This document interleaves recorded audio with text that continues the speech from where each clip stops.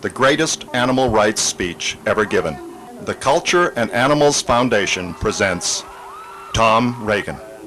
He is one of the gentlest and one of the strongest men I know. He's the author of The Case for Animal Rights, Dr. Tom Regan.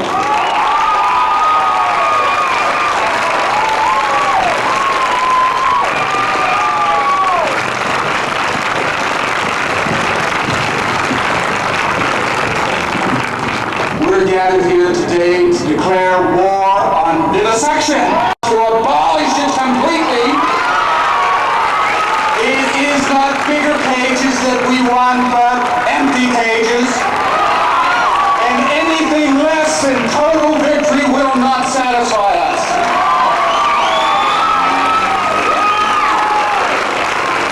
The position we hold, the abolitionist position, often is said to be extreme, and those of us who hold it are said to be extremist. The unspoken suggestions are that extreme positions cannot be right and that extremists must be wrong. But I am an extremist. When it comes to rape, I'm against it all the time. I am an extremist when it comes to child abuse. I'm against it all the time. I am an extremist when it comes to sexual discrimination, racial discrimination. I am against it all the time. I am against the abuse of the elderly all the time. The plain fact is, moral truth often is extreme and must be, for when the injustice is absolute, then one must oppose it absolutely, and the injustice of vivisection is absolute, which is why we are gathered here today to declare war on vivisection.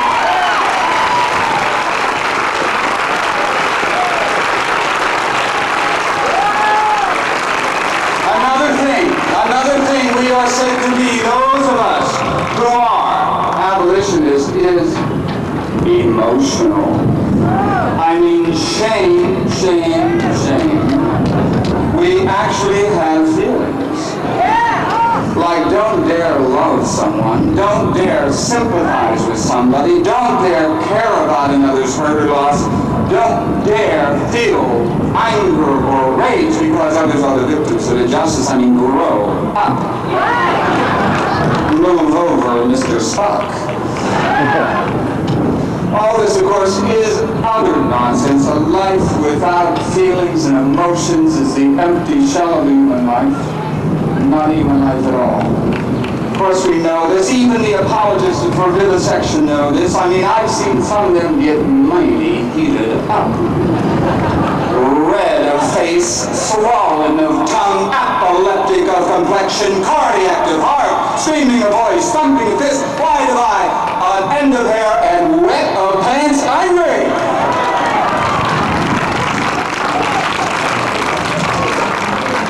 So enough of this self-righteous denunciation of emotionalism. It's time to understand that strong emotions, real deep anger, real deep rage, real deep hostility are perfectly natural feelings to have in the face of real deep injustice, which is why we are gathered here today to declare war on vivisection, and we will not be satisfied with anything less than total victory.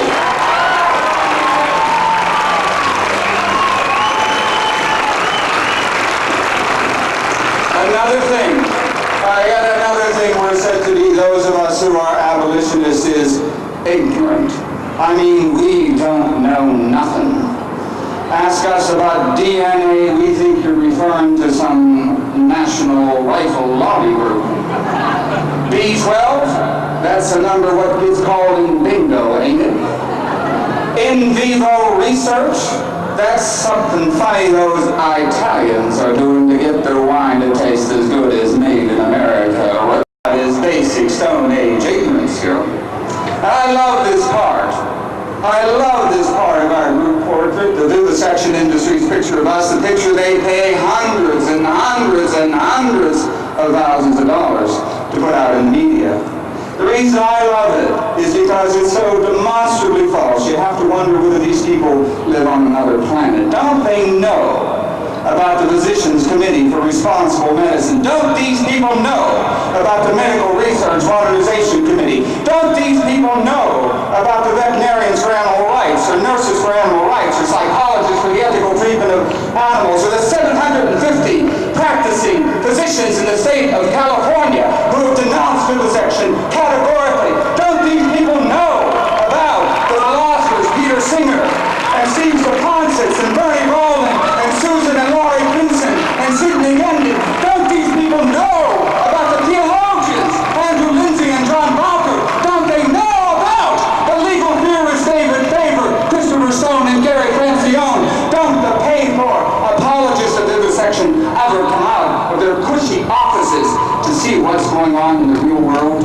Don't they understand that all the people in all the groups I've mentioned, representing the best, the most gifted, the most informed minds of our generation, are speaking out against vivisection, which is why we're gathered here today to declare war on vivisection. We won't be satisfied with anything less than total victory.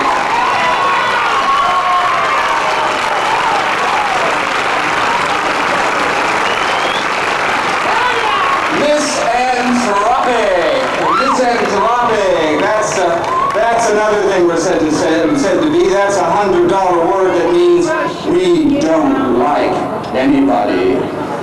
Not our mothers or fathers, not our husbands or wives, not our sons or daughters, not our friends or lovers, not even Mother Teresa or Bishop Tutu. What we love are Lassie and Bentley. Animals, and only animals, which is why we want to solve research on animals, according to the medical-industrial complex. According to them, nothing would please us more than to have more and more human beings suffer, more and more human beings die. What do you say, Marcus Cesar? Let's party at Forest Lawn. Who are these people? These people who think they can get away with misrepresenting the truth? Don't these people know about Tom and Bessie Gibbs? Nancy committed in her professional life to working and helping with the elderly. Tom, a medical doctor, helping people of all ages. Don't they know about Dr. Bob Greenberg, a pediatrician who works to keep young children healthy? Don't they know about David and Courtney Allman? David, a school principal, Courtney, a public school teacher. Don't they know about Shelley Shapiro, who works in the emergency room of a major hospital and who does volunteer work counseling rape victims? Don't they know about Marley Cornell, who has taken her own experience with her spina bifida daughter, Cody, and used this as a vehicle for helping other parents whose children are physically or mentally disadvantaged? These are the people. The Tom, the Betsy Gibbses, the David and Courtney Almonds, the Shelley Shapiros, and the Marley Cornell. These are the people who are the real heart and the soul of our animal rights movement. People who stand as a part of and not apart from the human rights movement. People who work to promote good and eliminate evil wherever it raises its ugly head, which is why we are gathered here today, you and I, to declare war on vivisection. And we will not be satisfied until we've gotten every animal out of every cage in every laboratory.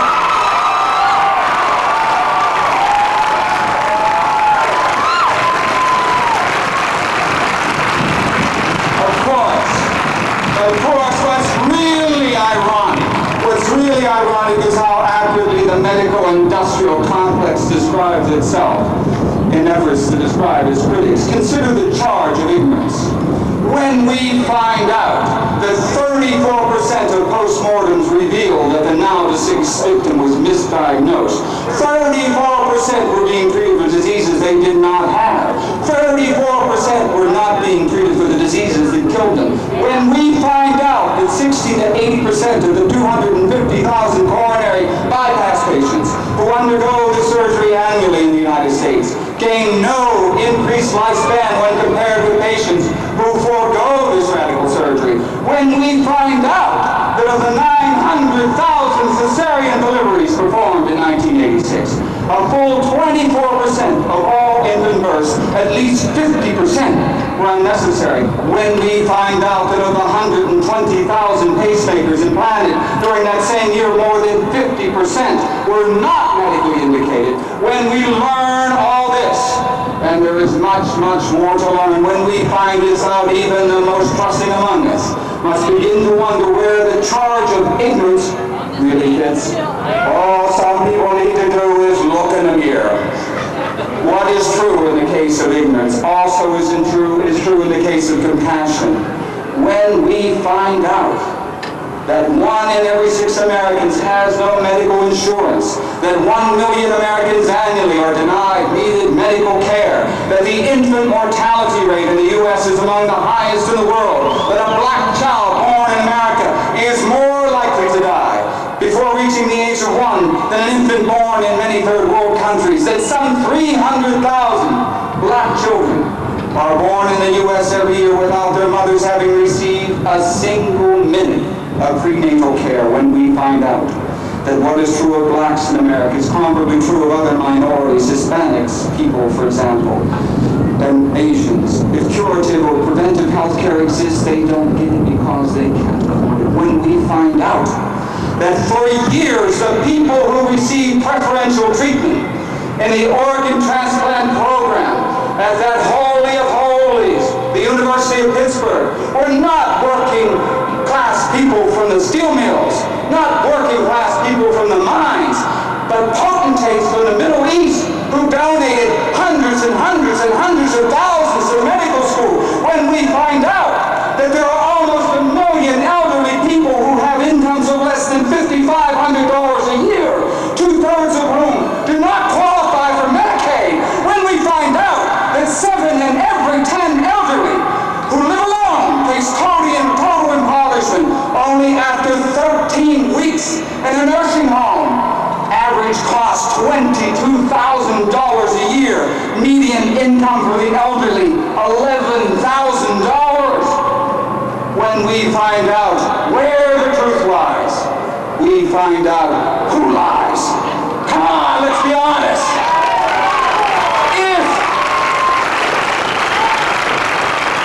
If the medical industrial complex really was as compassionate as they want us to believe they are, it would be out front leading the crusade to make essential health care available to everyone.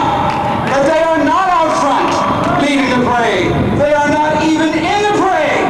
The last thing the medical industrial complex wants is something other than a profit-driven industry. And just in case you think I exaggerate, just in case you think the medical industrial complex is the medical healthcare's industry version of Mr. Goodwrench, consider that the United States is only one of 2 so-called democracies in the world that do not guarantee necessary health care to each and every citizen, regardless of age, regardless of income, regardless of race. Only one of 2. The other democracy, in case you haven't already guessed, is South Africa. The evil of apartheid is cut from the same defective moral cloth as vivisection. Both represent the pattern of special privilege over fairness, custom over justice, power over respect, greed over compassion. Which is why those of us gathered here today are united not only in our opposition to apartheid in South Africa, but also in our opposition to apartheid in medical science and medical research. Today we declare war on vivisection, and we will not be satisfied until every animal is out of every cage in every lab.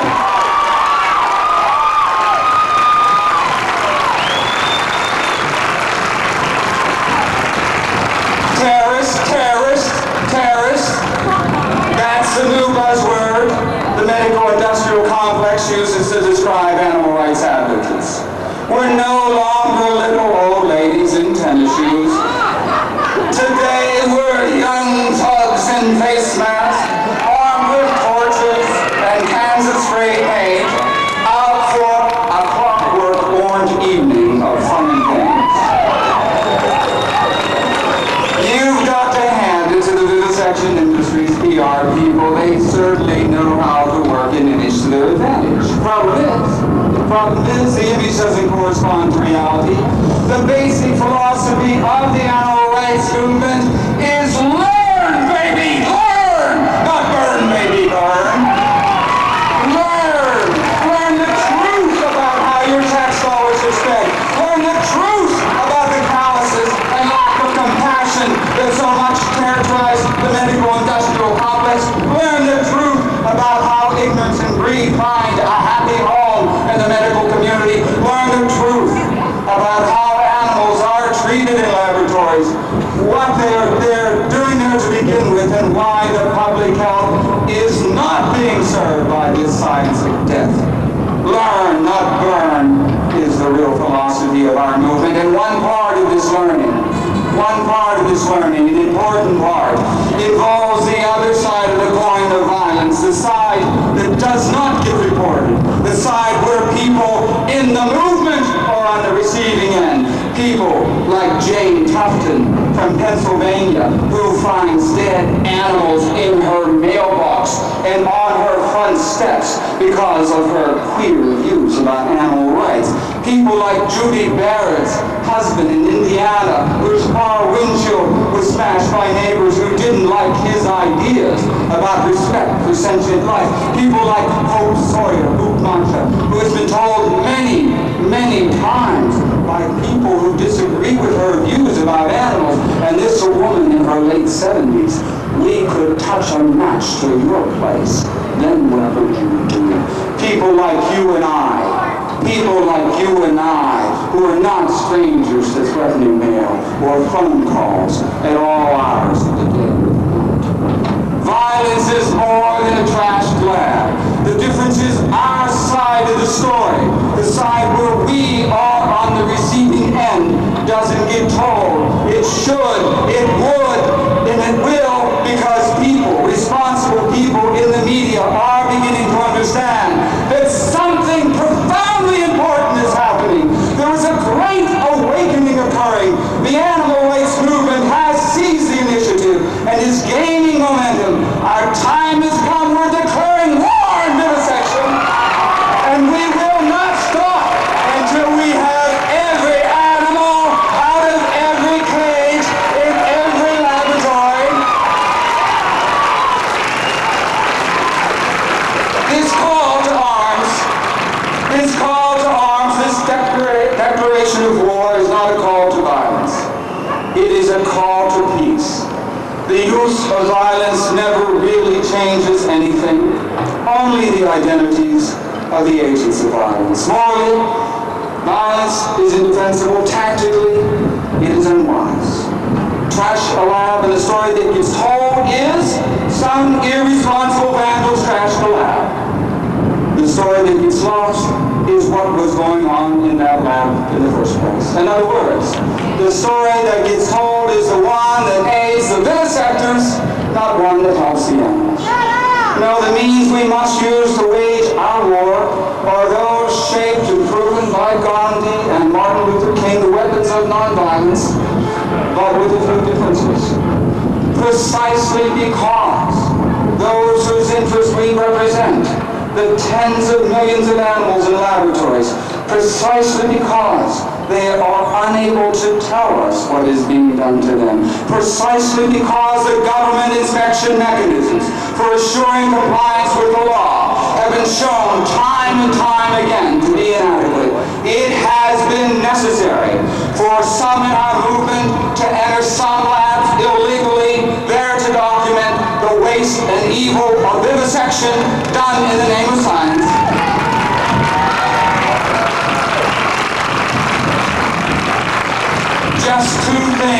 Just two simple things should be said here. The first is, thank God for the Animal Liberation Front!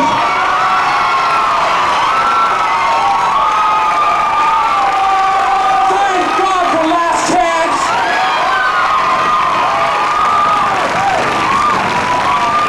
Thank God for Band of Mercy!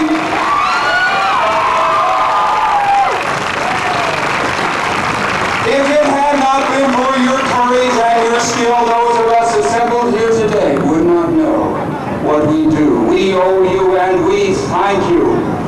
Secondly, illegally obtained exposés of laboratory atrocities will continue.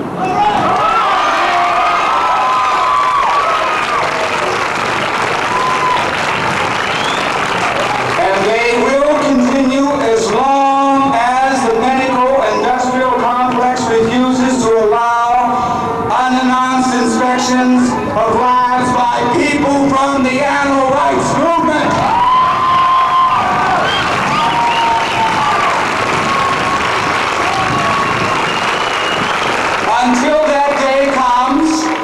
Until that day comes, I think it is true.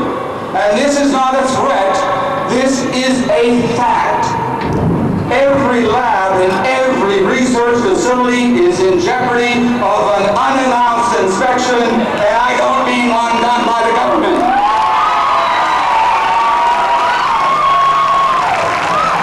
Because this is war.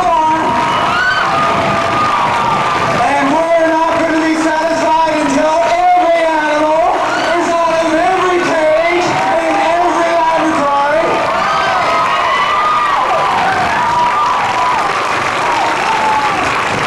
Some may say that we ask for too much when we ask for an open-door policy concerning lab inspections.